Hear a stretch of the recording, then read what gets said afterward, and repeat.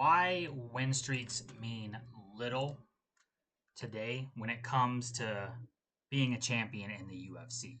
Um, Now, obviously, I know there's always going to be those outliers, right? There's going to be those Islam Makhachevs that went on these crazy win streaks, won the belt, and now you've seen what he's gone on to do. Of course, Bilal Muhammad, he won the belt, he made it all the way, right? There's always going to be some outliers, but recently it's just become so clear that these guys, so many of these guys who we think are the next big thing, are, you know, the next champion or these dangerous guys. I mean, the UFC is just simply architecting these guys' careers. And I'm gonna go through some of these well-known names, starting with Buckley because he was the most recent version of this, right? A guy who, was on a 6-fight win streak, faced an actual real top contender, and then got masterclassed, right? So yeah, let's just start it out with Joaquin Buckley. He's one of those guys where it's just like, look, I get he's athletic, he's impressive, he is a well-rounded guy, but like you look at the career so far and the win streak of Buckley, and it's just the same as most of these guys. It really is not that impressive. It's over guys who are just not top of the food chain or they're just past their prime, right? So let's take a look at Joaquin Buckley, right? Here was the win streak before he got masterclassed by Kamaru Usman. Andre Fiallo, Alex Morono, Vicente Luque. Decent win, but was that really the same Vicente that we saw who was once, outside the top 5? I believe he was like ranked 6 at the time. I mean, after he had submitted Buckley and beat Michael Chiesa when he was ranked. I mean, was that really the same Luque? I don't think so. I think that was an over-the-hill Luque. Nursultan Ruziboyev, decent win, but I mean, that guy's not top of the food chain, right? And over the hill, Stephen Thompson. And over the hill, Colby Covington. And it's, the reason I'm saying this is because you look at all these guys that he had stacked on his win streak going into the Kamaru fight.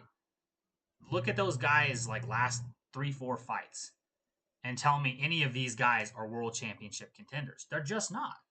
And then as we saw, he finally, faces the former champ, a guy actually who is still a top 5 contender in Usman. And, he got dominated in the wrestling. Looked good in the 5th, but other than that, it was one-way traffic in that fight. So Joaquin is the first one.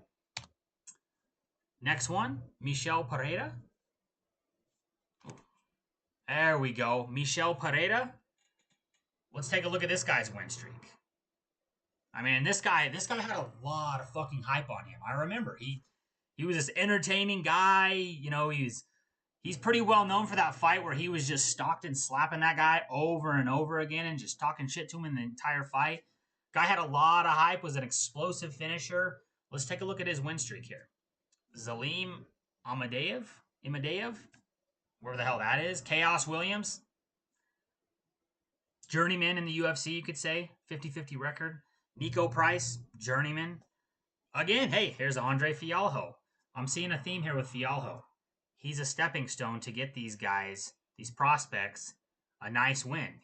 He's lambs to the line, right? He's sent to the slaughterhouse. Santiago Ponzinibbio was once a contender, over the hill now. Andre Petrosky, I mean, kind of a journeyman, kind of a 50-50 fighter. Mikhail Oleksiejczuk, decent guy, but he's never been a top 10, let alone like a top 15 guy. And Ihor Potieria, right? And then he finally faces contending competition, right? Top 10 guys. Anthony Hernandez. What happens? He gasses after round 1. Puts it on Anthony Hernandez in the first round. Completely gasses out. Gets dominated the rest of the fight. Fight after that. He fought, oh God, what is his name? I'm trying to think. It's the guy who fought Sean Strickland. Fuck, I know this guy's name. It's slipping my mind. But it's the guy who fought Sean Strickland. Pretty solid guy. Wasn't even ranked.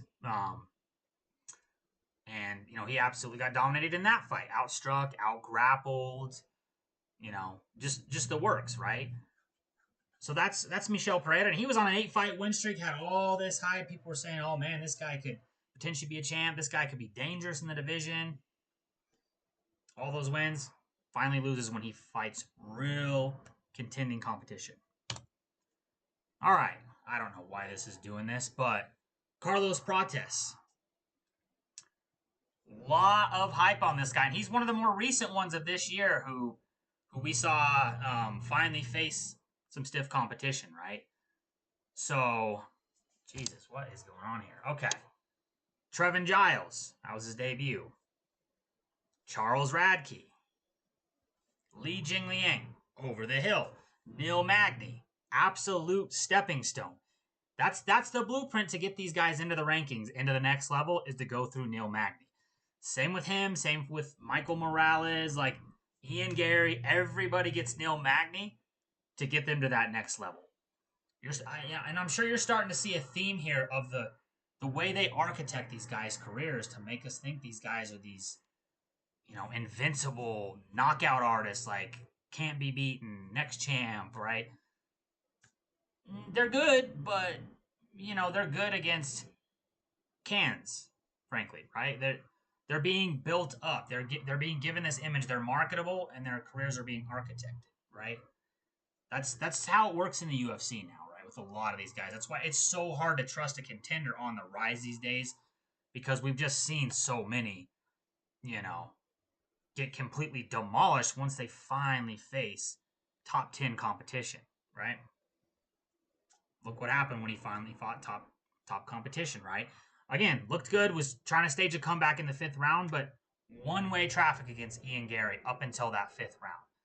Got outclassed, right? And I mean, he didn't get beat up by any means, but I mean, there was levels to that, right? Like, there was clearly levels to that shit. And Ian Gary was a level above him, and it showed.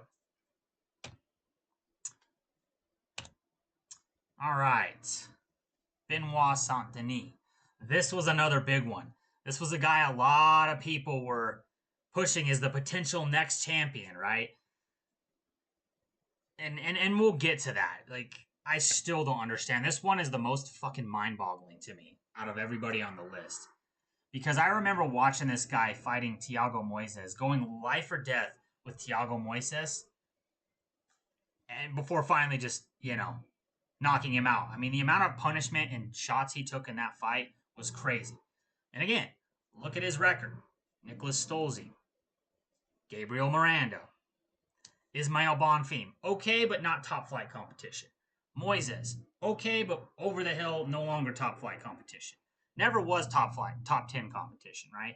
Matt Frivola, journeyman, right? Like, and the fucking crazy thing about this is he opened as a favorite against, and closed as a favorite against Dustin Poirier.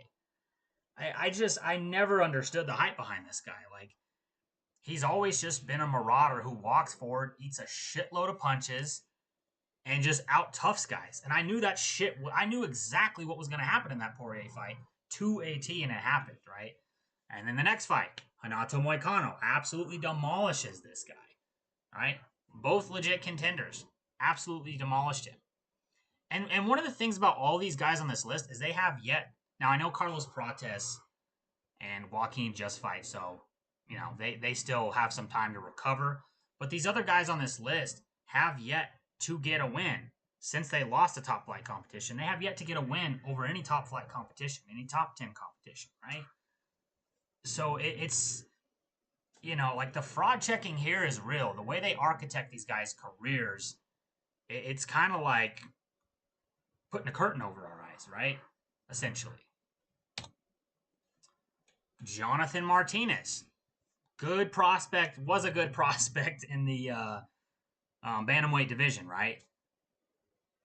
He was a great striker. Wasn't really starch anybody, so he's kind of the lesser of those hyped up guys who was on a good win streak that everybody was talking about, but still, in my mind, a pretty good one.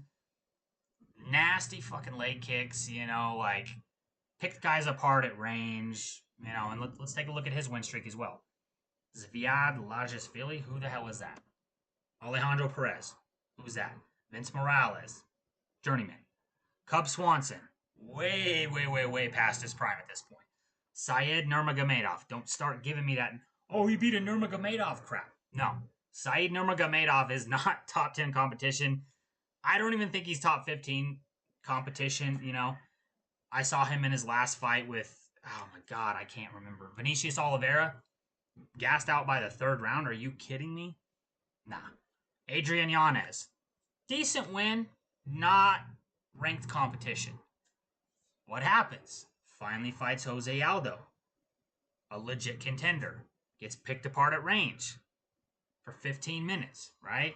Fight after that, fights Marcus McGee, legit competition. Loses the decision in that one. That was a closer one, but still. All right. And I did have one more here. There we go. Adrian Yanez.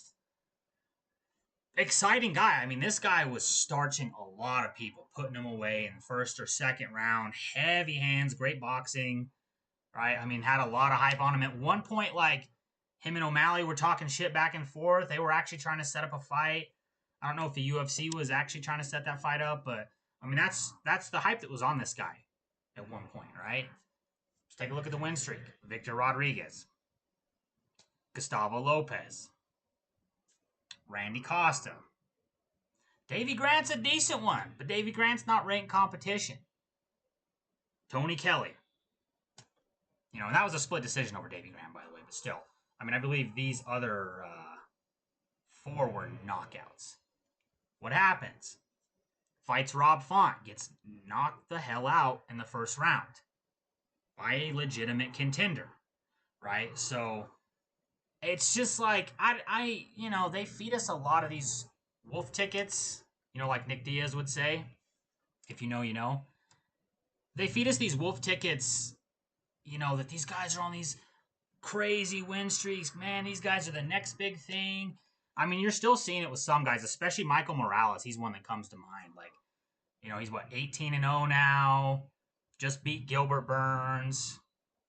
Beat Neil Magny before that. And they're hyping this guy up like a potential future champion, right? Like, and it's just like, it's another way of pulling the curtain over our eyes, because like a lot of these guys aren't necessarily, they're not top guys. They're not future champions, but they're on these incredible win streaks. And it's just like, you can't really buy too much into that shit anymore.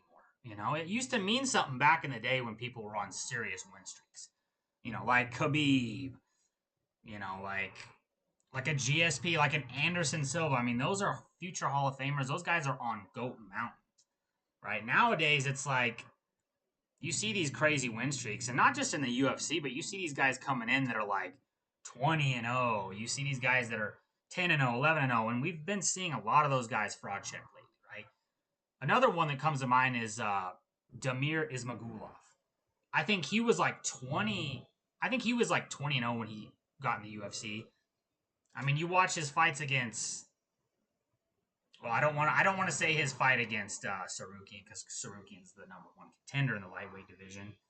But like Grant Dawson is not a top 10 guy, and Grant Dawson had his way with that guy. That guy had zero wrestling and like a 20-0 record, right? It's just like, you can't read too much into these anymore, right? Like, show me a dominant victory over a top 10 guy, and then we can start talking about potential title, right?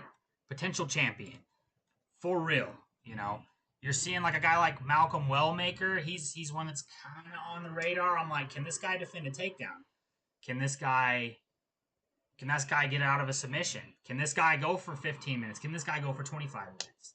You know, he's another one that, you know, I wonder, because they're architecting his career. I mean, yeah, they gave him a decent fight in his debut with Cameron Simon. Knocks out Cameron Simon, and then like Chris Moutinho next. I mean, the punching bag. The guy who's best known for getting punched on by Sean O'Malley, getting styled on by Sean O'Malley. I mean, come on. Peyton Talbot. And Peyton Talbot, the fraud check came a lot earlier, right? Peyton Talbot, it was like his third fight in the UFC, right? I mean, this guy's putting guys away in like 30 seconds, putting them away in the first round.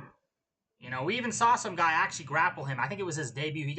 He got wrestled in the first round, struggled a little bit, never lost confidence, came forward and knocked that guy the fuck out in the second round, right? Goes up against Raoni Barcelos, who's not even ranked.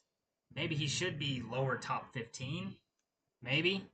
Possibly. I don't know. It's kind of hard to say because guys like Marcus McGee are in there at the bottom. So, I mean, that was an unranked guy who just demolished Peyton Talbot. So, it's like, we got to stop with this whole, like, he's on an 8-fight win streak. He's on a rah, rah, rah. He's undefeated. Like, who gives a shit until you beat top ranked competition? So, yeah, I mean, I just wanted to get on here and highlight, the fact that win streaks without solid top 10 wins are just such a terrible predictor of future champions and guys being the real deal. So hope you enjoyed the video. Drop a comment. Let me know if there's any other guys that come to mind. Obviously, this is just the tip of the iceberg. I'm sure there's a ton more guys I could mention. I wanted to keep it. I wanted to keep it. I wanted to keep it pretty current and modern. There's a lot of guys from the past that you could highlight. That you got Shane Carr wins. You got other guys that just they're either first round fighters or they just can't beat legit competition. So yeah, let me know what you think, and until next time.